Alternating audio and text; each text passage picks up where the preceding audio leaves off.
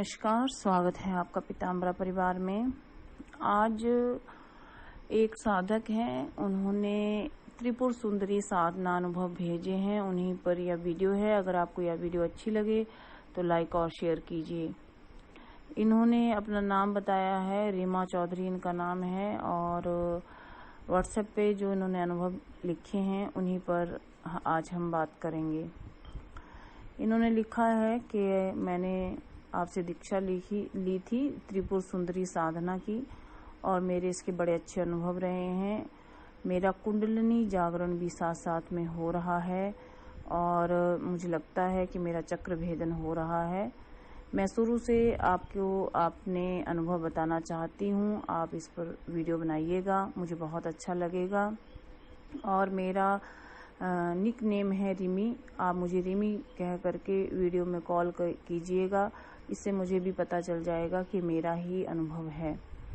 तो ये रिमी जी का अनुभव है, और ये क्या क्या बता रही हैं आगे वो व्हाट्सएप पढ़ते हैं।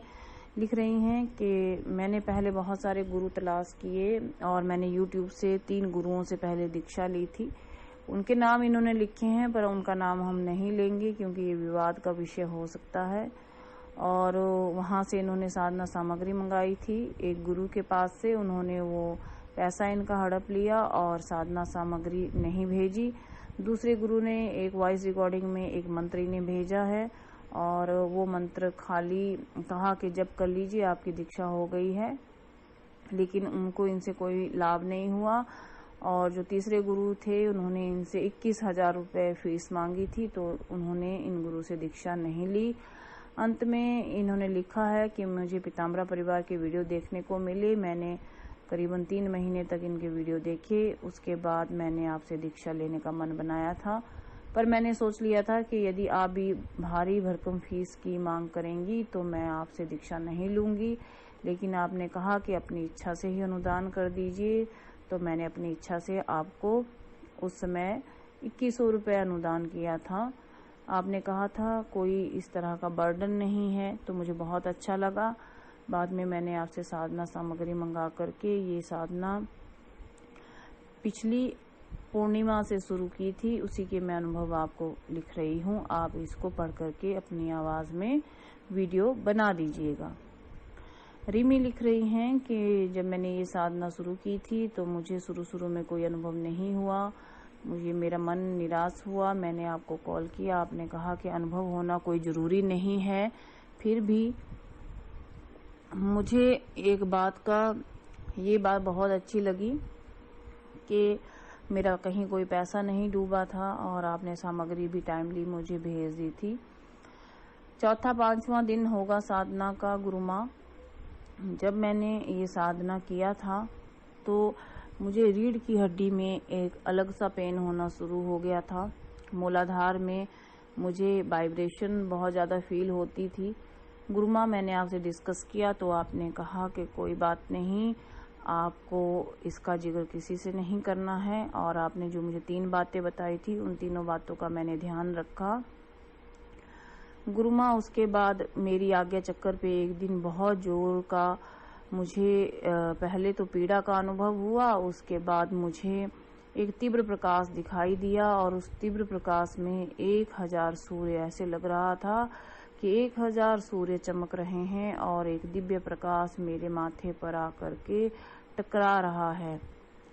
ये आपको मैंने व्हाट्सएप पे पहले भी बताया है, और आपने मुझे बताया था कि क्यों हुआ है गुरु माँ। लेकिन उसके तीसरे ही दिन जब मेरे ऐसे अच्छे अनुभव हो रहे थे, तो एक औरत मुझे काले लिबास में दिखाई दी, कमरे के कोने में खड़ी थी।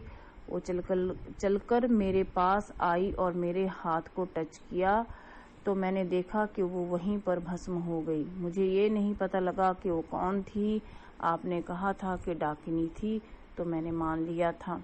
लेकिन उसके बाद जब वो भस्म हुई, उसके बाद मुझे वो कभी भी दिखाई नहीं दी।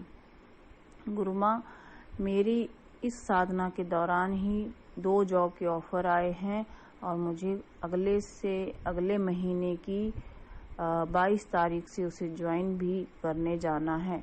आप मुझे ये जरूर बता दीजिएगा कि मुझे अपनी साधना कंटिन्यू रखनी चाहिए या नहीं। एक मेरा साधना का अनुभव है कि एक दिन मैं साधना कर रही थी तो बहुत तीव्र मुझे घुंघरुओं की आवाज़ आई और वो बहुत तेज़ घुंघरू थे। ऐसा लगा जैसे 700, 800 या 1000 घुंघरुओं की आवाज़ एक साथ आ गई हो। मैं थोड़ा डर गई और सहम गई, माला मेरे हाथ से छूट गई।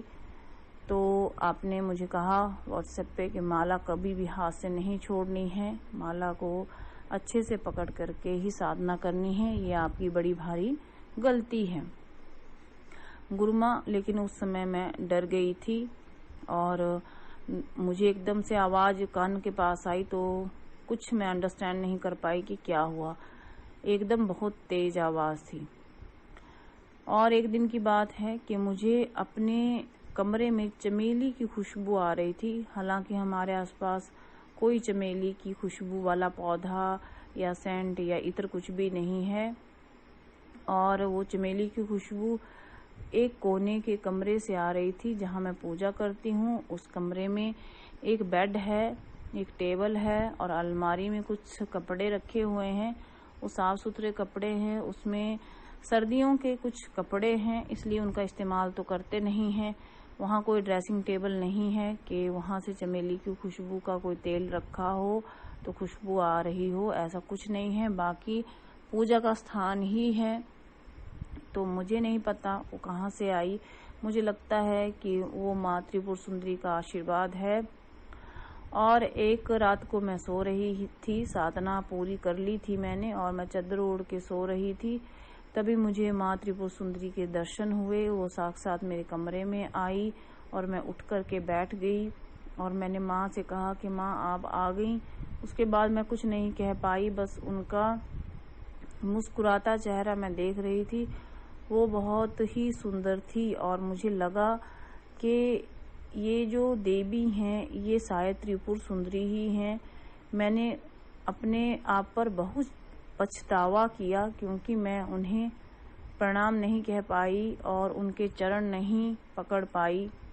मैं बहुत बुरी हूँ, मैं बहुत दुष्ट हूँ।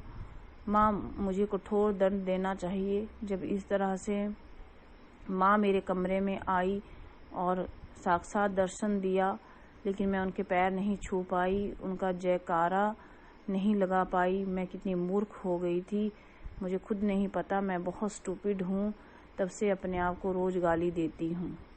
और माँ जब मेरी साधना का जब मैंने हवन किया था, जैसे जैसे आपने बताया था दशांश हवन, तो मुझे लगा कि एक ऊर्जा का गोल रिंग मेरे कमरे में, साधना के कमरे में रात को आया और वो गोल गोल मेरे कमरे में घूमता रहा, लेकिन वो किसी को भी नहीं दिखाई देता है। मैंने भाई को कहा था, भाई ने कहा कि मैं पागल हूँ और मेरा मजाक बना दिया कि साधना वादना के चक्कर में मैं पागल हो गई हूँ। और माँ ने भी उसके साथ ही ऐसा मेरे को जवाब दिया उस समय, ऐसा इन्होंने लिखा है। क्योंकि इनकी बात पे शायद कोई यकीन नहीं कर रहा था, शायद इन्हें वो रिंग दिखाई दे रहा था, ऐसा इन्होंने लिखा है। तो शायद इनकी मम्मी और भाई ने इनका थोड़ा सा मजाक बना दिया होगा, इसलिए ये थोड़ा परेशान है। कोई बात नहीं, क्योंकि जो साधना के जो अनुभव रहते हैं जरूरी नहीं है कि सबको दिखाई दें। जो साधक होते हैं उनको ही वो दिखाई देते हैं। आपको चिंता करने की कोई बात नहीं है। आपको अपने मंत्र जप पे ध्यान देना चाहिए, दूसरों की बातों पे ध्यान नहीं देना चाहिए। माँ और जिस दिन हवन किया था उस दिन मेरे भाई ने मेरे साथ लड़ाई की थी कि मैं पता नहीं क्या क्या काम करती रहती हूँ और यह इस समय पढ़ाई का समय है और मुझे पढ़ाई पर ही ध्यान देना चाहिए। लेकिन मेरा माँ पर बहुत विश्वास है। मैं अपना साधना पूजा पाठ नहीं छोड़ना चाहती, लेकिन मेरा हवन अच्छे से हो गया था। आप मुझे ये ज़रूर बता देना कि मेरा हवन का प्रभाव अच्छा आएगा भी कि नहीं, क्योंकि उस दिन भाई ने कुछ लड़ाई की थी तो माँ कहीं हमसे बुरा तो नहीं मान गई है। और हाँ, मैं एक बात और बताना भूल गई कि जो पिछली जन्माष्टमी गई है कल परसों, उसमें मुझे भगवान श्री कृष्ण के दर्शन भी हुए थे। और भगवान श्री कृष्ण जो अपने जो गोपियां थे उनके साथ वो खड़े हुए थे। इन्होंने थोड़ा गलत लिखा है। जो भगवान श्री कृष्ण थे वो अपनी गोपियों के साथ खड़े हुए थे, ऐसा इनको लिखना चाहिए था। और वो बंसरी बजा रहे थे।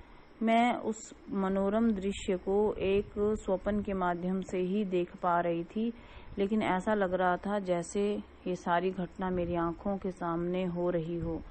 ये सब चमत्कार मेरे साथ हो रहे हैं जब से मैं पीताम्बरा परिवार से जुड़ी हूँ।